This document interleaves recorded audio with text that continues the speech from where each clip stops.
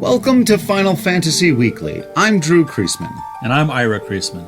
And on this episode, we're going to take a brief interlude between Final Fantasies II and III to talk about something that's going to become a major element in the series moving forward. We're talking about the job class system, sometimes just called jobs, sometimes just called classes. We're going to get into all that, I'll talk about some of my favorites. Ira doesn't like to make favorites. Hey, look, my point is that while there are some things I gravitate toward more than others, I don't specifically hold some things over other things. Look, I don't have a favorite Star Wars, okay? I just don't. It just makes you a bad nerd, and we're all okay with that. But we're going to move forward. And mine is Rogue One, which also makes me a bad nerd instead of Episode 5. You'd be a worse nerd if it were Phantom Menace. That would be really bad. At least it's not that. But we're not talking about Star Wars. Well, we kind of are, because Final Fantasy is very similar. But we're talking about all of these, man. There are so many. In fact, maybe the place to start is for you to just tell us, man, what are the jobs? Sure. In alphabetical order: Agent, Animist, Arcanist, Archer, Arithmetician, Arcanite, Armorer, Assassin, Astrologian, Bandit, Bard, Beastmaster, Berserker, Bishop, Bismutar, Black Melt, Black Mage, Blacksmith, Blue Mage, Botanist, Cannoneer, Cardinal, Carpenter, Catmancer, Celebrant, Charioteer, Chemist, Chocobo Knight, Cleric, Commando, Commoner, Conjurer, Corsair, Culinarian, Dancer, Dark Fencer, Dark Knight, Death Knight, Defender, Divine Knight, Dragonkin, Dragoon, Duke, Elementalist, Equilibrium, Evoker, Exorcist, False Saint, Fell Knight, Fencer, Festivalist, Fisher, Flintlock, Floral Fatal, Foe Breaker, Freelancer, Full Throttle, Gambler, Game Hunter, Geomancer, Gladiator, Goldsmith, Grand Duke, Green Mage, Guardian, Gunner, Hawkeye, Heritor, Hermetic, Hero, High Confessor, Holy Knight, Illusionist, Judge Master, Juggler, Kaiser, Keeper, Knight, Knight of Etro, Lancer, Lanista, Leatherworker, Machina Maw, Machinist, Magus, Marauder, Mascot, Medic, Memorist, Merchant, Mime, Miner, Monk, Moogle Knight, Morpher, Mystic Knight, Necromancer, Netherseer, Nightblade, Nightshade, Ninja, Onion Knight, Oracle, Orator, Paladin, Parver, Party Host, Patissier, Performer, Pirate, Princess, Psychic, Pugilist, Puppet Master, Ranger, Ravager, Red Mage, Rune Knight, Rune Seeker, Saboteur, Sage, Salve Maker, Samurai, Scholar, Seamstress, Seer, Sentinel, Shaman, Sky Pirate, Sky Seer, Sniper Soldier, Sorcerer, Spellfencer, Squire, Summoner, Sword Saint, Swordmaster, Synergist, Templar, Thaumaturge, Thief, Time Mage, Trickster, Valkyrie, Vampire, Viking, Viscount, Warrior, Weaver, White Mage, Witch of the Coven, Wizard, and Yokai. Wow. No podcaster. Podcaster on there. Hey. Some jobs. So here's I ran this list using Final Fantasy Wiki. And I said it was a comprehensive list, but I don't remember Songstress, right? It's not on my list there, yeah. Which is Final Fantasy X too. Right. So this might not be a complete list. Even so, it's a pretty long one. It's a lot of stuff you can do. Just goes to show, I think, how creative they've gotten with this stuff over the years. Maybe a little redundant in some cases. Absolutely. Yeah. So why don't we talk a bit about what the job system is and which games use it, and then we'll jump into various jobs in particular we want to talk about, or characters who use those jobs, and that might be a podcast. Yeah, I think maybe so. Yeah, we'll see if we can find out why it's interesting, because it is. It is absolutely interesting. I'm not sure we have a broader theme or a big question, as we sometimes do when we do these. This might just be hey, that's neat. Yeah, that's pretty neat. But what I think the very first question is an interesting one. Why have jobs? What was the point? I mean, you kind of had it. We talked about it a little bit in Final Fantasy I. You've got your character classes. It's the first thing you do is pick, which ones you want. But it's a limited set, and then they have their one, as we talked about. They can evolve into their next stage, right? Like Pokemon. They evolve like Pokemon, yes. But then the job system is very different from that. And it's the system whereby you get to grow and learn and do different jobs, and getting to do some of the more advanced ones typically require you having progressed, like in college courses or what. So they got prerequisites. Yes, they do. Oh, college. Yeah. Right. So I think the point of having classes or jobs is because we're trying to have a different set of skills for each character, or we're trying to say we don't want every character to be the same. We want you to have options and to have every character mean something. And so giving them different jobs or allowing you as the player to choose different jobs for them allows for that. This is something that I think they drew from Dungeons and Dragons, or at least I would be surprised if they didn't, because D&D is a lot about you advance in your job, or you advance in your class. So if you're a fighter or a mage or a cleric or a thief or whatever they have in D&D 5th edition these days. Sure. Or any of the other, if you play a licensed one, maybe you're playing the Star Wars or Marvel or whatever. Yeah, you want to be able to advance in your abilities and become a better adventurer over time. And so while Final Fantasy II did away with that, and you could basically be whatever it is you wanted to level up in, whatever spells or weapons, the point of having classes is to not have everybody be everything. This gets into the having specific criteria for ways to understand things, I think. Right, and I think that's a critique some people have made, that people who really like the job system will critique, say, Final Fantasy X. While it kind of starts you on certain paths, after a while everyone can do everything. Right. Final Fantasy XII, before they redid the Zodiac thing, that I haven't played yet.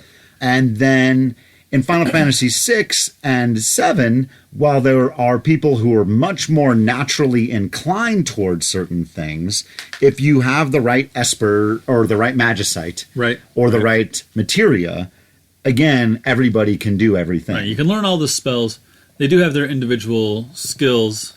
Oh, Rune Knight wasn't in my list that I just... Oh, yeah, Rune Knight Celeste. from Celeste. Yeah. Well, again, and 6 has a lot of them that are jobs that, like, they're the only people that have those jobs.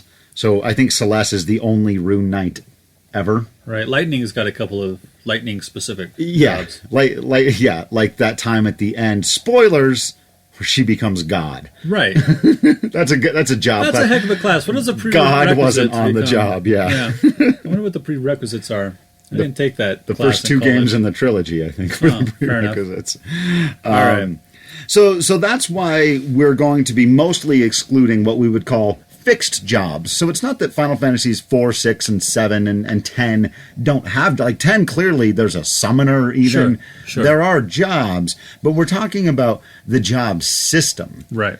Which is this whole super, like for nerds, really what the job system is, to bring a little bit of my other job into the conversation, it's fantasy sports. Sure. But D&D got there first, but D&D and fantasy sports were created by the same group of math nerds. Right.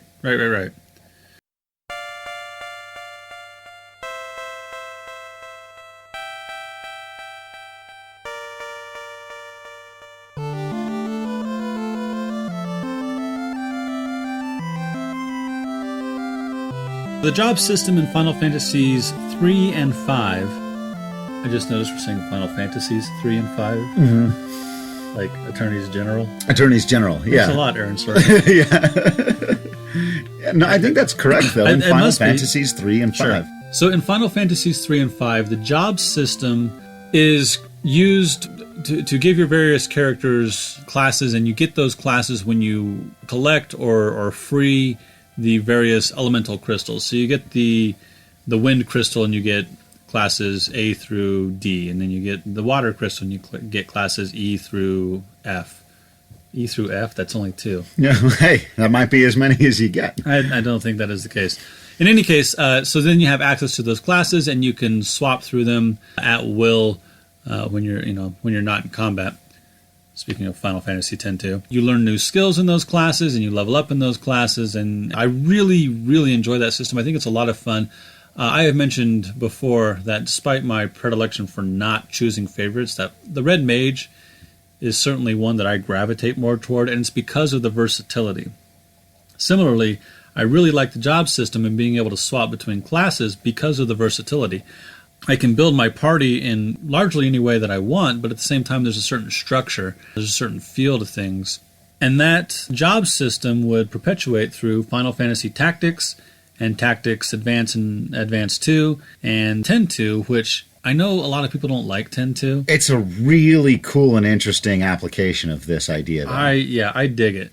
And one of the things that I think this has an effect on us as a player, and actually there's a big interesting debate about this, because now these kinds of things have branched into the world of microtransactions. We can kind of leave that out of this conversation. There's a big debate in the world of gaming right now. The Battlefront 2 guys are in trouble. But I did hear about that. Yeah. Here's one of the things. Nerds, when you get mad about something, please do not threaten to kill the people you are mad at. Right.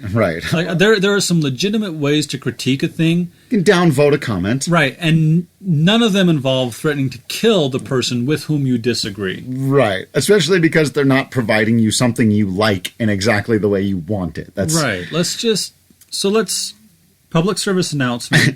Do not threaten or even joke about threatening to kill people for any reason. Yeah. Ever. There we go. I think that's a fair public service announcement. But one of the things that's been created early on, I think, in these, it's that feeling you get, that satisfactory feeling, not necessarily of gambling, where I think is where it would eventually go, but of that sort of constant goal to work toward. I know when I play particularly Final Fantasy Tactics, a big rush of it is knowing that you're working toward this. So if I level up just enough times in this class, and then I got to switch over to this other class, I got to level up just enough times, and then I get the reward of opening up a new thing. And it's having that constant little goal that you're reaching, being rewarded more and more by being able to learn a new job, which opens up a whole new set of abilities.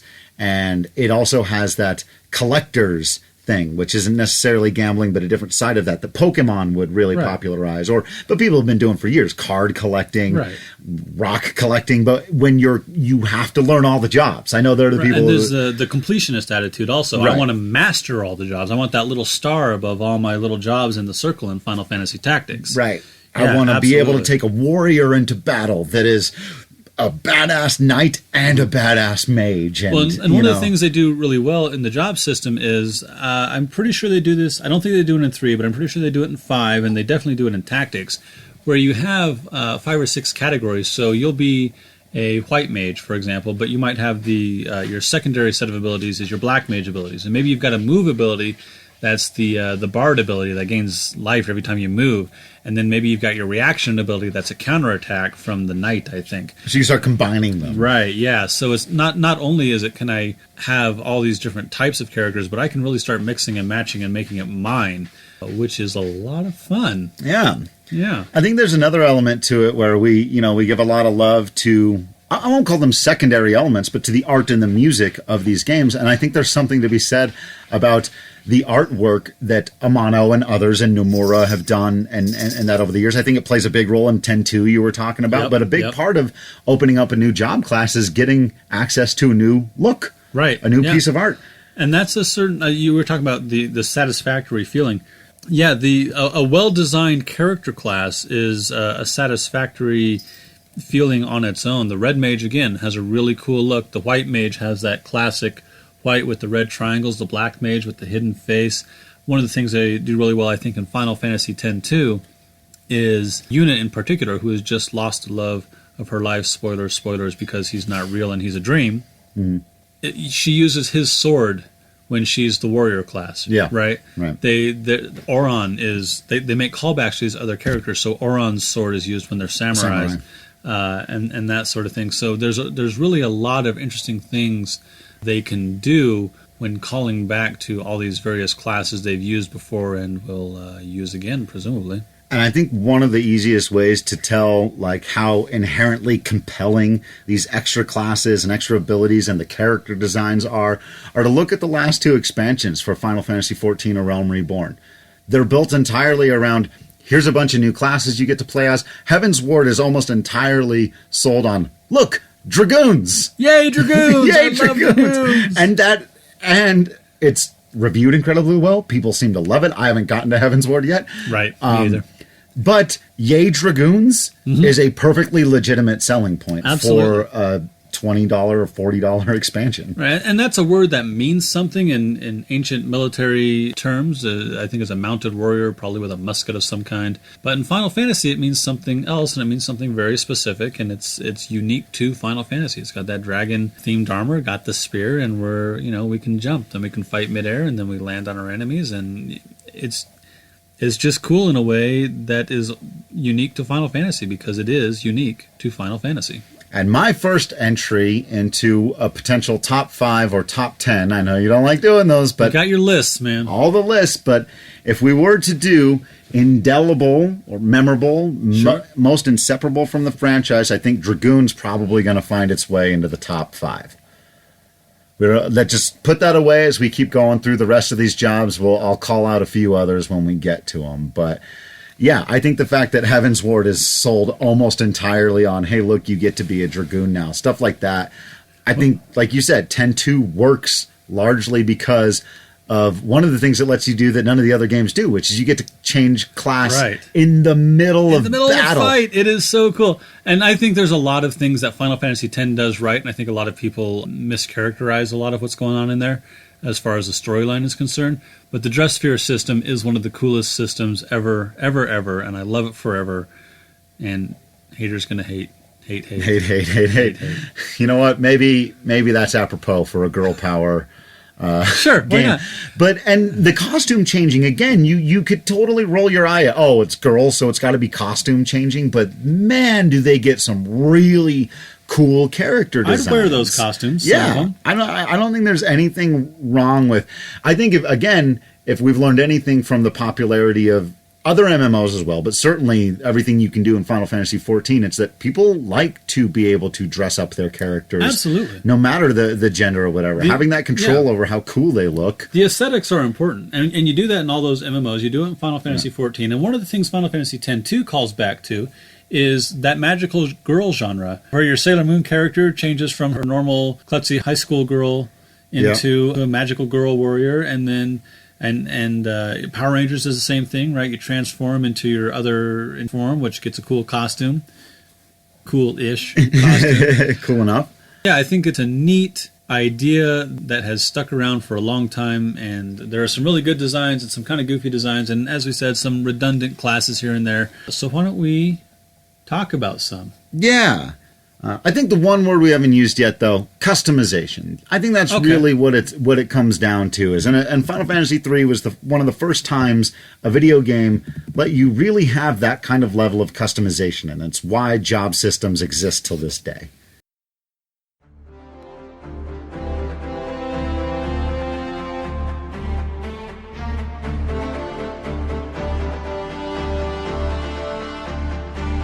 So, what are some of the specific types of jobs? Because it's not just that there's a long list that you read at the top, but we can split these up into genres if you prefer. A little bit of I like cross-applying language. We could categorize them, perhaps. We could talk about various warrior types if you like. Do you want to start there? Let's talk with the warrior types. I think it's the one most people would be... I think it's the most inherently understandable. You're going out to battle, you fight stuff with your sword or your axe or your fists. Right. Absolutely. Okay, so let's talk about the warrior types. These would be your knights, your berserkers, your monks, your archers. Let's start with knights, actually, because there are some variations on the knights. And in some, you have to be a squire before you can become a knight. Probably most famously, Tactics. Everyone kind of starts out as a squire. Yeah, or fighter. I think in Tactics Advanced, they did fighters before knights, if which I recall is correctly. Probably an ode to Final Fantasy I. Sure. So your fighters, your knights, these are your characters who fight with melee weapons. So hand-to-hand, we're going to use swords and shields. And that's basically it. There's in Tactics, the knights can break equipment, which is a neat skill. So you can sort of depower your opponents by destroying their weapons and armor. And in 14, they tend to work as, they're your people that got to go in and do all the damage. Usually you've got your tank who has to take on all the damage, your healer does some healing, maybe a ranged attacker or a mage. But this is, again, survived to this day. You've got to have your berserker, your knight, your paladin, your samurai. To go in and do the melee combat damage. And usually there are melee fighters in Final Fantasy who do take on some spiritual or magical aspect to them.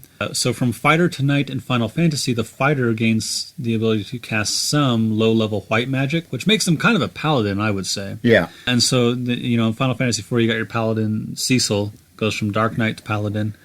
You've got your Dark Knights, You've got your paladins. So Dark Knights tend to do, when they do damage, it tends to hurt them. They'll do higher damage than anybody else, but they also hurt themselves every time they do it. Where there's a little commentary there, which I enjoy. Again, a Star Warsian idea of every time you use your dark power, you take away a little bit of your own soul, a little bit of your own life. There are also the Onion Knights. Drew, talk to me about Onion Knights. You want me to go into Game of Thrones right here, right now? Because we will do this. Well, let me briefly say that in Final Fantasy III, the first time I played Final Fantasy III, and we'll talk about this more later, but similarly to Final Fantasy II, I played it on an emulator first.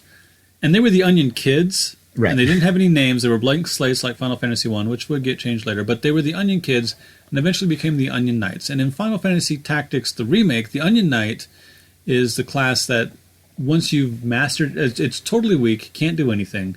But once you've mastered everything else, suddenly like its stats shoot way up. Yeah, which is super cool. Yeah, it's a really neat idea. And then in Dissidia, the Onion Knight gets to be one of the characters, and then he gets to swap classes, which is a lot of fun. But yeah, talk to me about Onion Knights outside of Final Fantasy. Yeah, I Googled the phrase Onion Knight and came up with 3 hits. Final Fantasy stuff that we just ran through. Game of Thrones, which a lot of people are going to be familiar with, and I'll just throw the third one out there. Dark Souls, the video game franchise kind of horror that's done incredibly well. I have not played any of those games. I just haven't had the time to. Sure. And I understand they're punishingly difficult. That's the main reason that I haven't. That's what I understand from students. That it's just an extraordinarily difficult game. But I've watched some of the videos, and boy, are they well put together. But there is a boss that is called the Onion Knight that looks super creepy and scary and comes to life and tries to kill you. Right, like you do. And then, of course, for anyone who's listening to this and knows Game of Thrones, knows there is a major character, Sir Davos Seaworth, who is referred to as the Onion Knight because he had a specific voyage on which he snuck in a bunch of onions, but other foodstuffs to a castle of Stannis Baratheons that had been walled off from any supplies coming in, and they were all about to starve and die. And Sir Davos,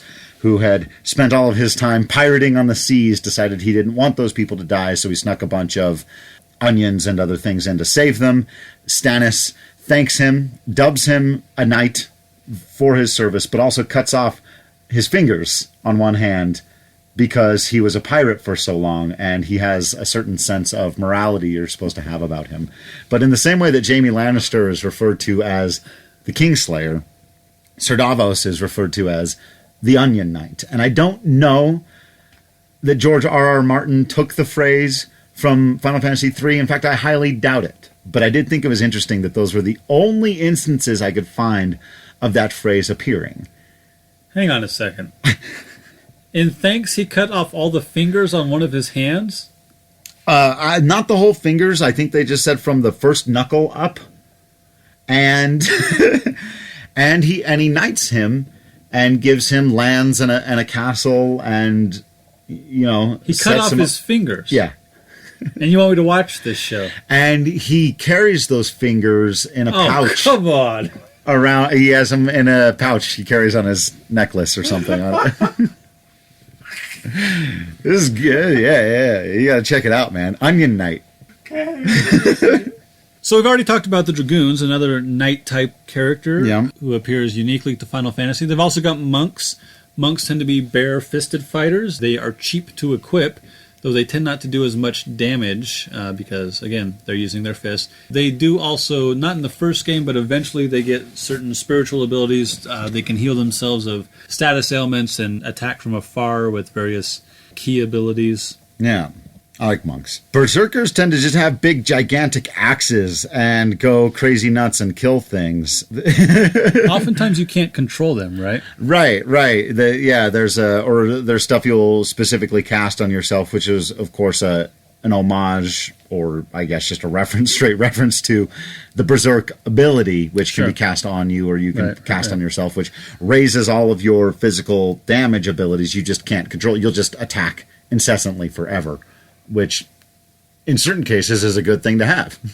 There's a Moogle Knight, which is just a Moogle as a knight, right? In Final Fantasy Tactics Advance, the various non-human classes get certain classes that are also that are basically other classes just for their their race Well, specifically. with slight variations on the theme, and they'll get a Right. couple of extra abilities, I think.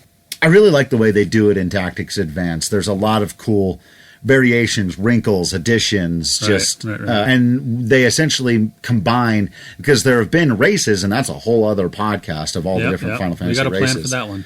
But there have always been Moogles, Chocobos, and then obviously all the Ivalice stuff. But what they decided in Tactics Advance was that the races would come with certain special abilities. So they combined the jobs in the race system. And so that's just maybe the most customizable Final Fantasy game in existence, Tactics Advance. Maybe Tactics Advance 2. I didn't play it as much, but in terms of the job system and the ability to customize all the different types of abilities that you can have within that system, Tactics Advance might be the one that gives you the most options. I think another thing worth mentioning about our warrior job class, the fighter, the knight, or maybe the soldier, if you're Cloud, is that a lot of times the main characters of the games, when there isn't specifically a job system, we talked about there are fixed classes or whatever, but they tend to start out, Ramza starts out as a squire. Right. You know, the first thing you can learn is then becoming a knight. Cloud is soldier. Squall, obviously, melee attacker. Tidus. Zidane is not. Zidane belongs in our next category. But typically speaking, the main character is of the, basic warrior class. Sure. Yeah. Which brings us to our next class, which I just alluded to a moment ago.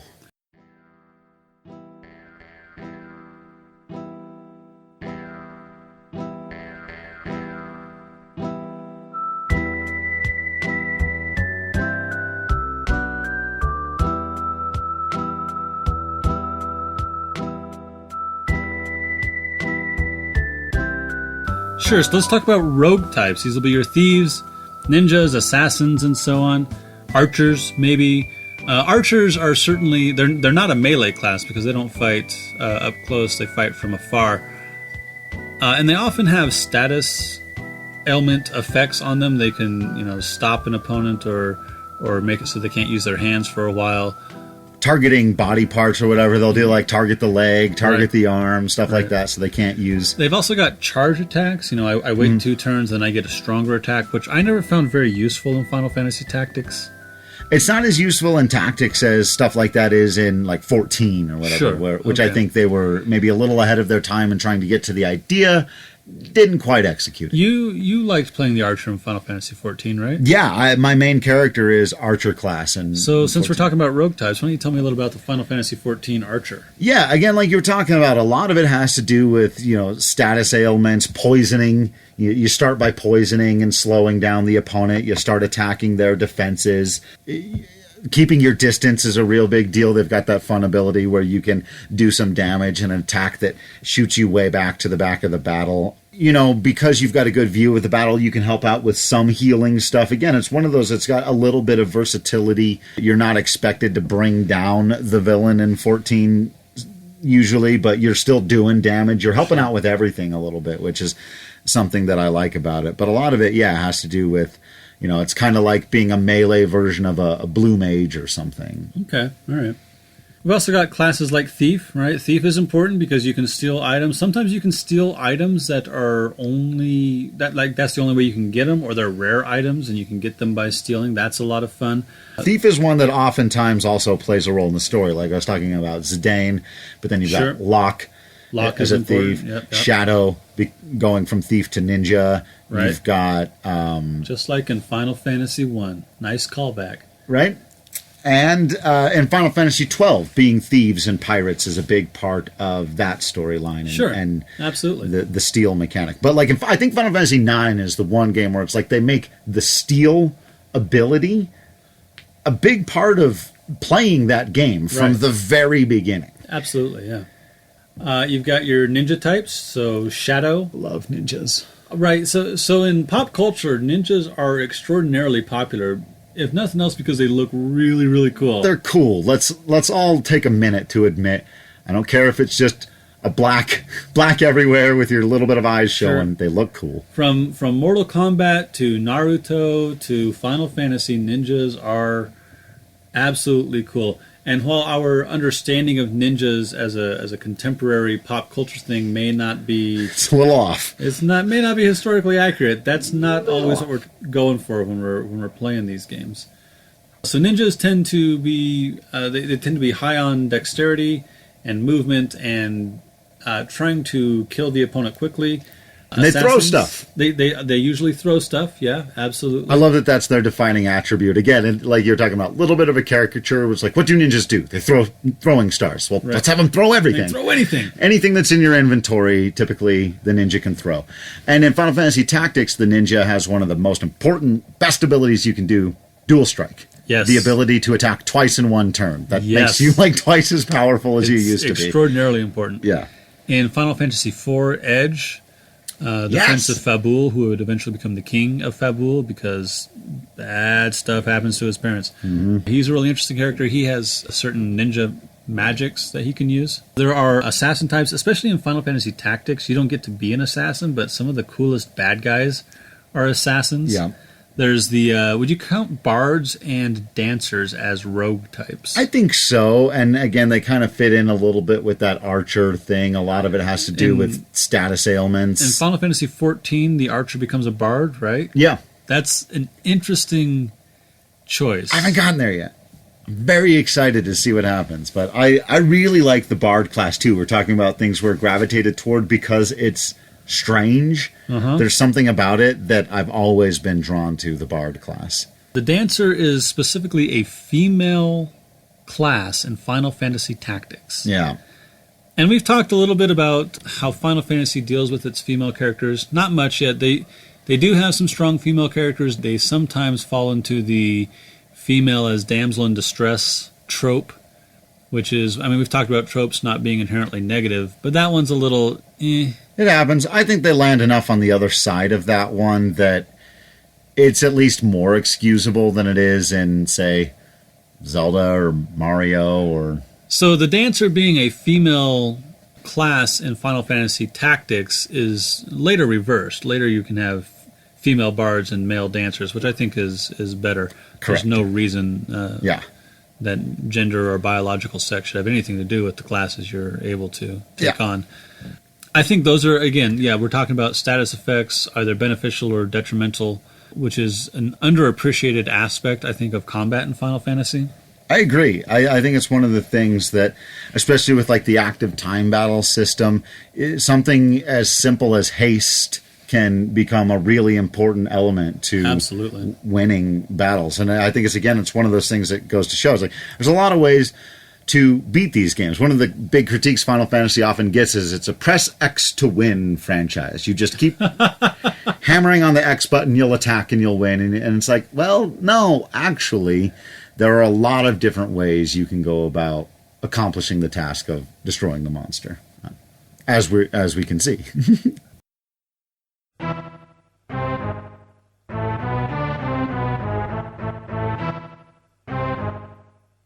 So let's move on to mages. You've got the mages that showed up in Final Fantasy I, a white mage, which is based largely around protection and healing, a black mage, which is based largely around negative status ailments and destruction, and the red mage, which can do a little of both and also has a cool hat and a sword. Yeah. There's also your blue mages. What do your blue mages do, Drew? Blue mages learn stuff from monsters. I love that so much. They do it's so cool. Monster magic, which is always one of the cool things. Something I've always thought when playing other RPGs is, how come the monsters have cooler abilities than the humans or the party, and I can't do their cool stuff? Well, any Final Fantasy game where there's a blue mage, Quistis? Yeah, Quistis. Gosh, I like Quistis. And Strago. Strago. Gao is kind of... Gao's kind of like a blue mage berserker. Yeah, correct. But blue mages are cool. Quina? Quina's a blue mage? Oh, what was that race called? Eats stuff? I don't remember. With the big tongues and they eat and cook and like that's their whole race. Yeah. And then blue mages. Yeah, blue mages are pretty cool.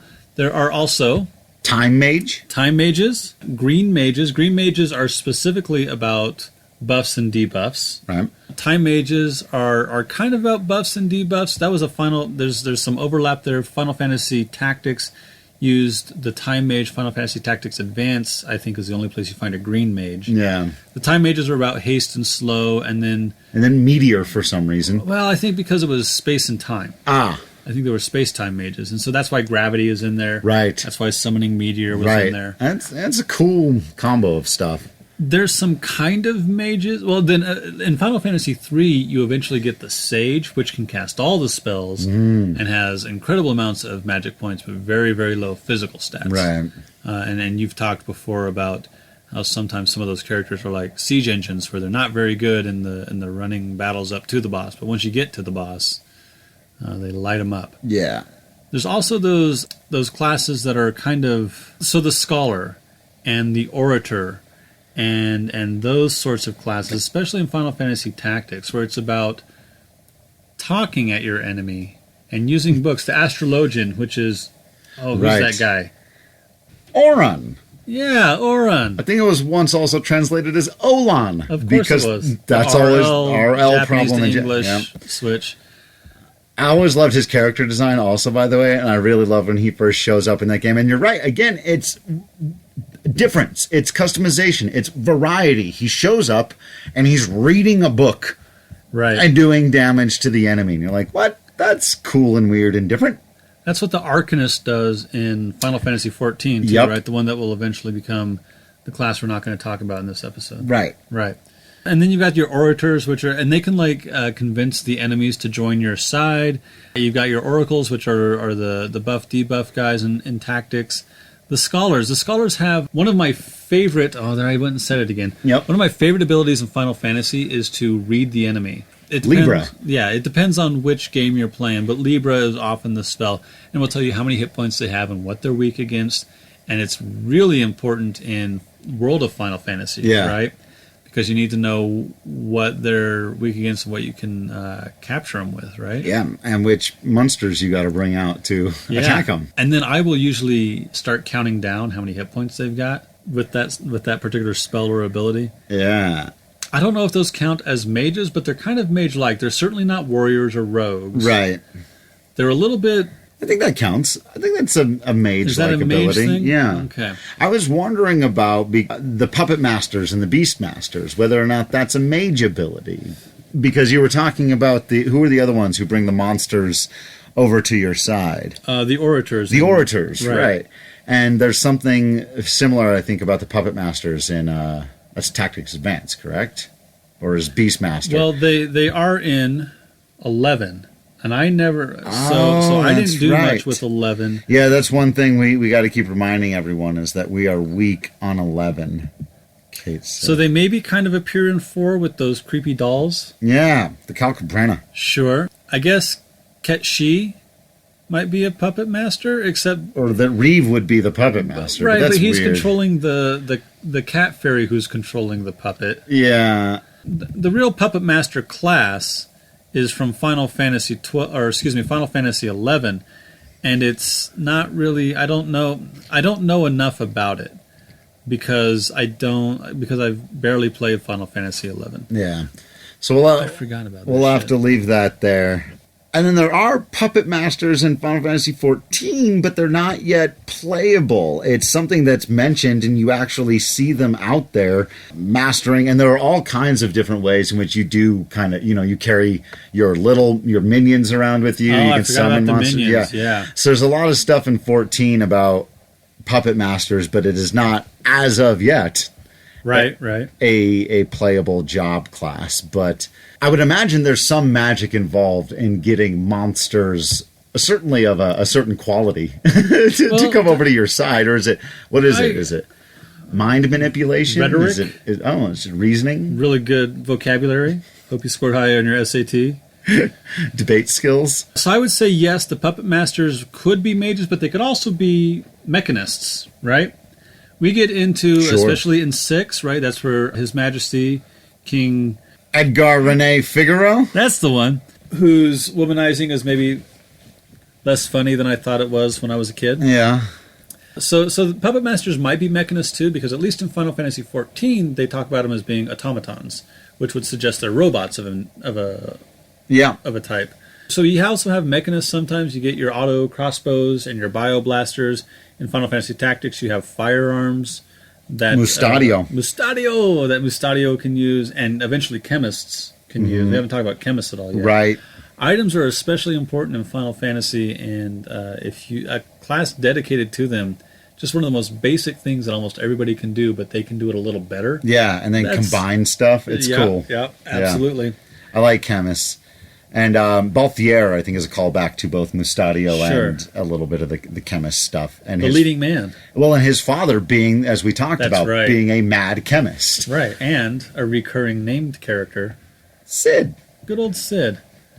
You know what we haven't talked about yet? Let's go back to the knight types real quick. In Final Fantasy Tactics, you got your Holy Knight, Agreus. And your Dark Knight, Gafgarian. Who get those really cool sword abilities that, like, pull energy from the cosmos and slam it into enemies, negative energy or positive energy, depending on their alignment, I suppose.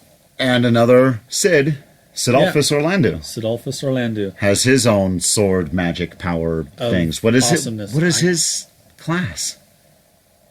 He's a sword saint. Right. Duh. Was that on my list? I'm beginning to think my complete list was a little less than complete. And it was a long list. But again, that's one that I think only he has. And so there are a lot of characters throughout the series that have like their own class unto themselves. And Sidolphus not only had that, but he had a awesome hood unto himself. Yeah. Well, he had Obi-Wan Kenobi's hood. He was the Obi-Wan of that game, and once you got him on your team, there was no reason not to have him on your team because he was just a powerhouse. I know. And it was almost frustrating because it's like, I've grown all these characters. I've taken them through the job system and done all this stuff, and then I get a guy at the end and it's like, oh, he can do everything. He's way cooler than everything I've been able to do so far.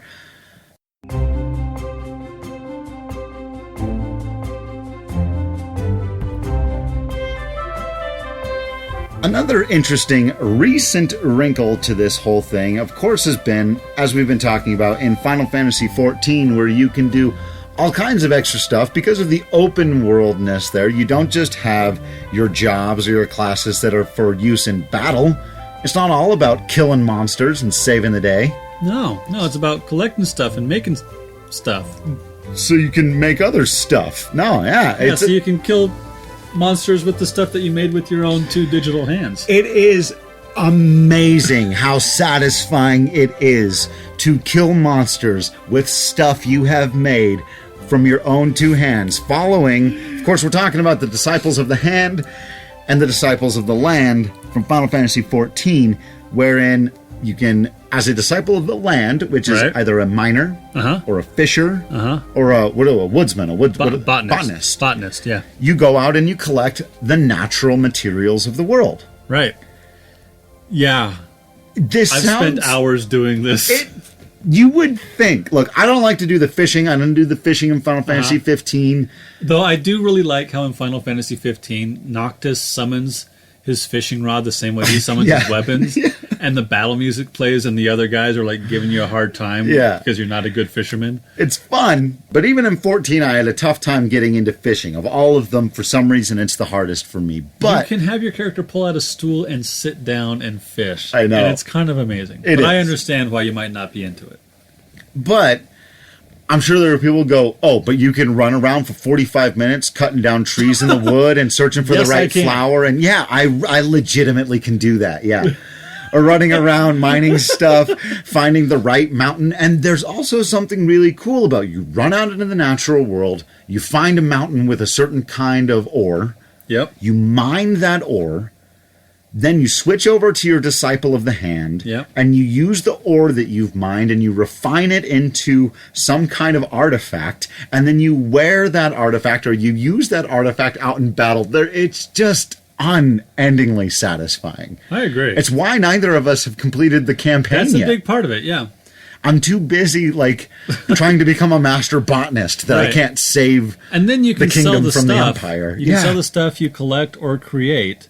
And if you get good at it, you can almost always guarantee like a high quality item, which I got good at for a while.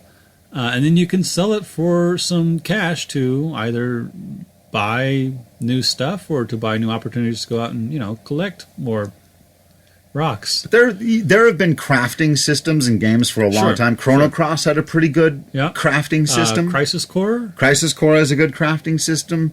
The materia system in general is really, I think, kind of an early version of that. But Final Fantasy XIV's freedom to let you do exactly what you want, to go out and get the things you need to make the stuff you just like, even if it's just something you want for your character. Again, we've been talking about to look different. Right. You want to go out and make a new coat because you want your character to wear a cool-looking coat. Right.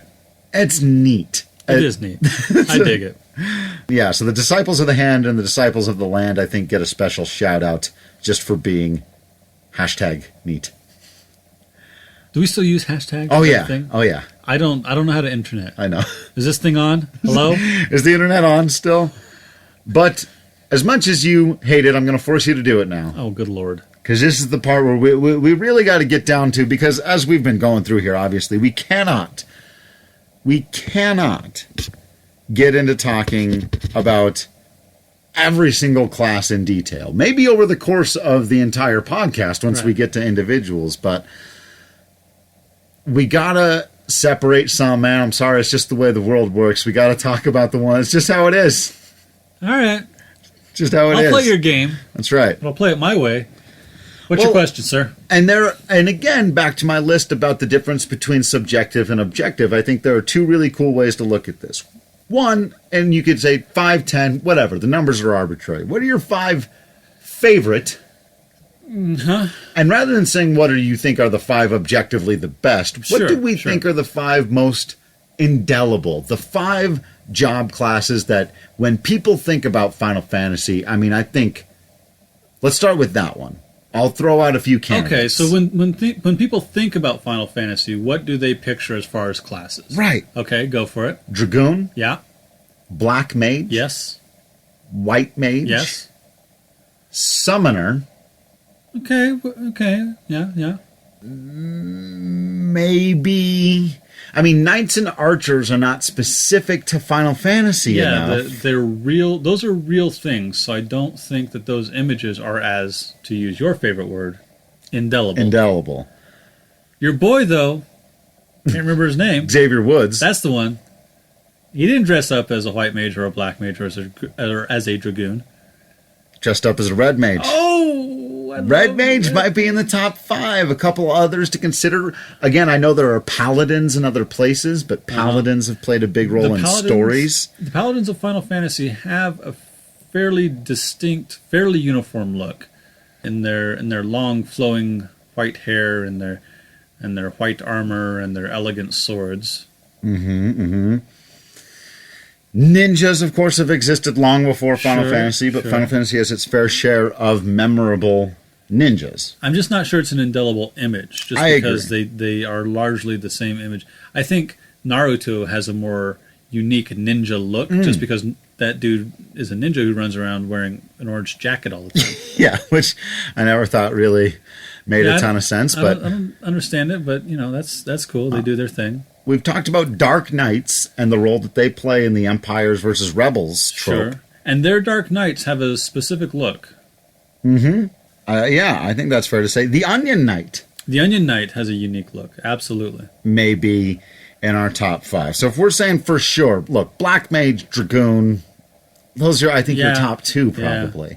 I gotta say, now that you've brought it up, Onion Knight's got to be up there. I think so. It's certainly got to be in the conversation because it is, I think, unique to Final Fantasy, and it is a very specific look. Those 3 mages, I think, are going to be important. So, Black, White, and Red, Onion Knight, and Dragoon would make for a top 5. I think that's a top 5 we'd be comfortable putting out, saying, yeah, those are the 5 most indelible classes of Final Fantasy, even if it's not... But now you're leaving out Summoner, who we're specifically not talking about in this episode. I think Summoner would probably have to knock out one of those for me. Why does it have to be 5? Because we have 5 fingers? Okay, it could be top 6, but then, yeah, sure. It's arbitrary. It is. You're making it up. But the Summoners, yeah, we'll get into talking about at a later date, because they often play an integral role to the story of a Final Fantasy game. You don't say. But yeah, so how about then a couple of if we're not going to use the word favorites, I'll use your phrase. Gravitated towards. We both like red mages. Yeah. I'm a big ninja guy. I've always been drawn to that in all medium. Halloween or two, you were a ninja. Yeah. I was Scorpion in particular a number of times. Yes. I mentioned I like being an archer. I don't particularly know why. I just like doing that. All the weird ones from Tactics where they're reading out of a book. Yeah, that's fun. As a high school librarian, the book reading ones, the Arcanist from 14 and or is it the Orator or the Oracle who reads from a book? They might both. Oh, okay. One we haven't really talked about much, but one of my favorite characters of all time is Go-Go. Oh, the Mimics! Yes, of course. The Mimics, the I mimes, love the Mimics. who can only do what the last person did, Right. but just as powerful, which makes Right. them potentially as powerful as anybody. It's such a cool In idea. Final Fantasy VI, Go-Go, I didn't know this the first 2 or 3 times I played through, but you can go into his character screen and select what commands he has. So you can give him the blitzes, and I mean, you give him Cyan's sword technique. Right, absolutely. Yeah. It's pretty cool. Yeah. So I've always really, really liked Go-Go, but that might be just as much about character design and music as anything else. Right. A lot of it is the design. Sometimes, like the Geomancer, I love the Geomancer in Tactics, but the Geomancers in 3 and 2 wear like these goofy Santa hats and use bells as weapons. And I'm okay with bells as weapons because I think there's some potential fun there. But yeah, the Santa hats and like the bright blue furry outfits, I don't dig that. So if the aesthetic appeal of the class is not to my liking, maybe that's one of the reasons I don't dig it. Right. And I think, again, oftentimes for storyline reasons, I am drawn to machinists or we talked about Mustadio and Balthier. A lot of times, too, because that both invokes steampunk, which I'm into, but also they tend to be on the forefront of technology. They tend to be the people who have differing ideas than everybody else in the world who's stuck on all these fighting over whatever else. So. And the Albed take that role in 10. Yep. So I'm definitely drawn to those characters.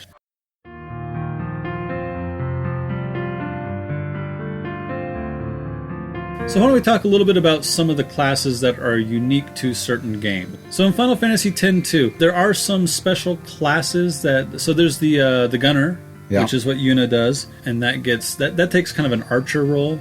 There's the Songstress, which is kind of bard-like. But my favorite part of Final Fantasy X-2 is there have often been these bosses where there are these 2 little bosses next to them, these 2 little floating orb thingies next to them. Yeah, it's very common. Right, and it's really hard to kill the boss with those 2 things floating there because they will constantly heal the boss and buff the boss and make your life miserable while the boss is doing all the big stuff. In Final Fantasy X-2, you can become that boss. Yeah. Each of our 3 characters has their own version of it. Flora Falal is Yuna, Full Throttle is Riku. Riku, and Machina Maw. Machina Maw is Pain. Right, so then your buddies go away and you become one of those bosses. You get this big, cool dress spear rather than class, and you get these 2 floaty things next to you. And one of the most frustrating things about those little floaty extra dudes is that even if you kill them, they will come back. Right. They will regenerate, and you get to do that in Final Fantasy X-2. It's so cool. It's a cool inversion of a trope that we've seen throughout the series. Another of my favorites, I don't think it would be an indelible image, but I really like the Gamblers, and that possibly is just because Setzer is so cool. Yeah, I mean, yeah. Why not? So the Lady Luck from Final Fantasy X-2, the Setzer from Final Fantasy VI, Waka from Final Fantasy X gets some of it. So when you get that slot machine, especially if you can figure out how to make it work for you, the ones who throw cards, which is mostly Setzer, and that's possibly because I liked Gambit from the X-Men cartoon in the 90s so much.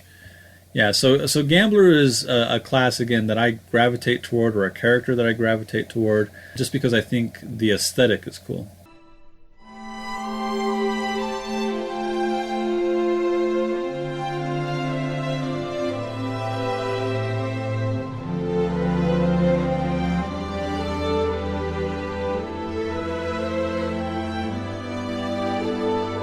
Final Fantasy XIII. It doesn't have any of those regular classes. Instead, it's a totally... I'm going to refer to it as a bizarre system just because it is so different from what we've seen before and seen since. Yeah. I don't know that I've really seen it in any other video game. So basically in Final Fantasy XIII, you choose what role your character takes, and then they do the things of that role automatically. So they've got the Commando, which is basically your fighter, your Medic, which is largely your white mage, a Ravager, which is the black mage, the Saboteur, which does the debuffs, the Sentinel, which is the tank, that is they draw the attacks and are able to take them, and the Synergist, which is your green mage, or the character who will cast the buff spells. Right.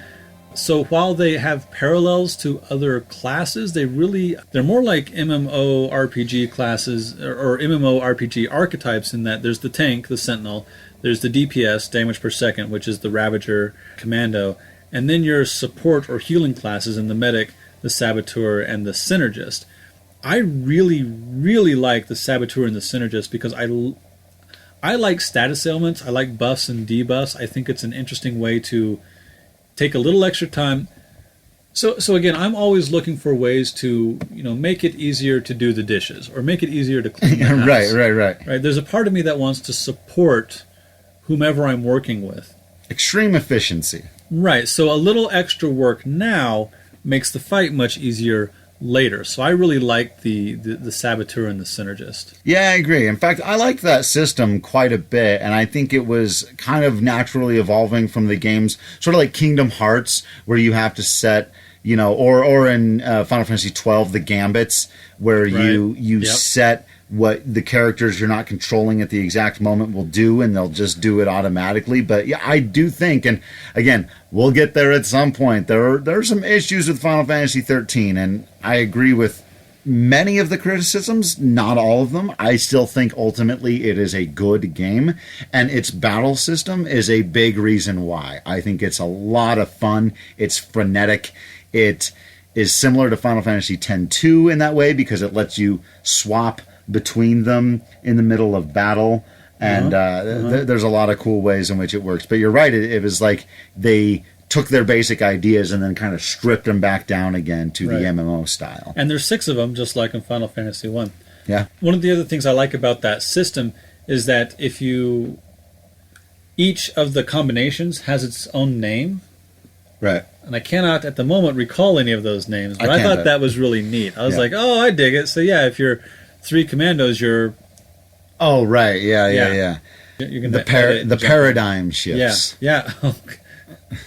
True. I'm having a flashback to philosophy classes in college. Paradigm shift. Let's talk a bit about Tactics. Tactics has a lot of unique classes for unique characters. We've talked about some of them, the Holy Knight, the Dark Knight.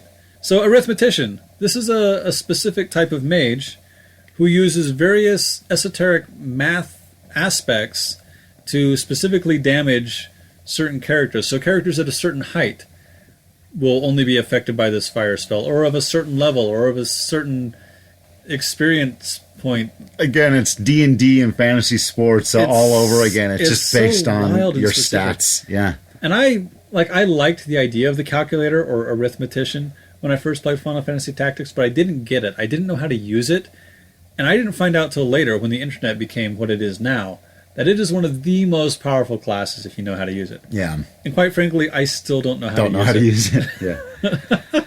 Another one I really like from Final Fantasy Tactics are Rafa and Malak, or Marek, again with our R and L problem.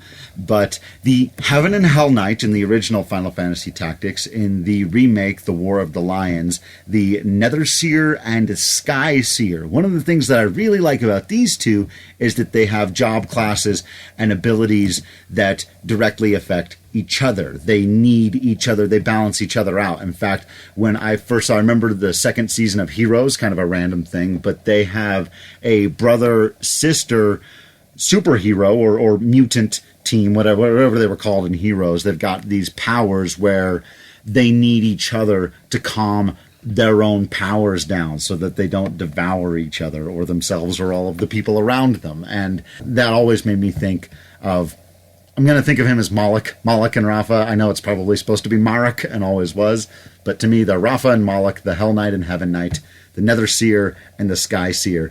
But I always thought that was cool that you could have a pair of classes that kind of required the other one in order for them to best be used. In Final Fantasy Tactics Advance and Advance 2, this is where we get into race-specific classes. So the Viera class or the Viera race can only take certain classes: the Moogle race, the Benga race, and the Numo race. The Numo tend to be magic-based. They get the more powerful magic users, including the morphers and the illusionists. I think humans can be illusionists too. The green mages and the fencers and the assassins are Vieras. The Benga tend to be melee-based. And the Moogles, they're kind of rogue-based. Yeah. They get the jugglers, but they also get the Moogle Knight. And this is also the first one where you get to be a judge. Yeah. I mean, it's where judges show up first. But judges in Tactics Advance get to make the rules of the battlefield and toss out yellow cards. It's so cool. Such a cool system. And then we've got some of these games that I'm not really familiar with. We've got the Four Heroes of Light and Bravely Default. Yeah, when you were reading out the list and you said Catmancer, my first thought was, what? Right, yeah, and so I don't really know these ones as well. I started playing Four Heroes of Light once, and I never really got into it. So there's a Dark Fencer, which is an awful lot like a Dark Knight. A Party Host, I really don't know what that is. The Solve Maker, I think, is very chemist-like. The Spell Fencer is going to be like your Mystic Knights, who could put elemental damage on their blades, which we haven't really talked about yet. But yeah, Catmancers in Bravely Default. Bravely Default has some interesting ones. They have a vampire, for example, and the vampire is kind of Blue Mage-like. So they have these sort of you can drain your opponent's hit points, but you can also take their abilities. So it's a variation on the Blue Mage. And then you know what? From the world of Final Fantasy, I guess you are Mirage Keepers. Is that not I would think that would have to be. Right, which I suppose is a Pokemon trainer class in Final Fantasy. Yeah, the Mirage Keeper, I suppose that's a class in and of itself. Right. I'm going to click on Catmancer. Train cats to wield the abilities of your foes. Okay, so Blue Mage type. Kind of Beastmastery. Beastmaster, yeah. And then there are a couple classes that are unique to a specific character. I know some people don't like Lightning from Final Fantasy XIII. I'm not quite sure why. More people like her than don't. Some people just really hate that game in general for lots of reasons. We'll get into it another time. But I think even a lot of people who don't like that game that much still really appreciate her as a character. She's one of the more popular ones in the franchise. Good. As well she should be. I think that's well earned. And so, like you said, she basically becomes God. She's the God class. Correct. So there's one class that I would say is indelible to Final Fantasy that you and I haven't talked about much yet, Mr. Kreisman. That's right. Why is that? Because it gets its own podcast. The next one we're going to do, in fact, we're going to do 2 interlude episodes before we get to Final Fantasy III, because, again, it's something that first appears in that game. But summoners, and maybe more specifically to that podcast, the summons themselves are absolutely a huge part of what makes Final Fantasy Final Fantasy. It's another one of those things, people that don't necessarily know the franchise, they look over and they see it in a commercial on TV, or they saw their friends playing it in college. They probably might comment, hey, that music is cool, or that monster is neat. What is that? Yeah, absolutely. So we'll again talk about indelible. We'll be using that word a lot. But of course, all of the different summoners, Yuna, Rydia, Eco. Yeah, there's some great ones. Garnet. Yeah, there are 2 in that one. Everybody in Final Fantasy VI. Yep. Probably specifically we'll talk about Terra a lot. And the different names, Espers, Eidolons, or Eidolon. Guardian Force. Yep.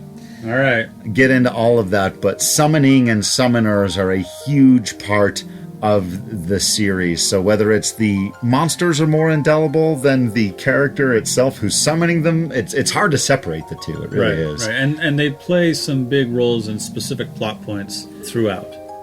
Including most recently in Final Fantasy XV, where I thought they did a great job of paying homage to understanding how these beasts, these monsters. There's no one catch-all phrase. I always Deities after a fashion? Yeah. Espers, Eidolons, whatever you want to call them. You can't have Final Fantasy without them. Well, except in the first 2 games, I guess. Right. That's it for this episode. Thanks for listening. Feel free to let us know what we missed, got wrong, or should have mentioned. You can follow us on Facebook and Twitter at FFWeeklyPod, or you can email us at finalfantasyweekly@gmail.com. Join us next time when we call an Eidolon, summon a monster, and guardian a force.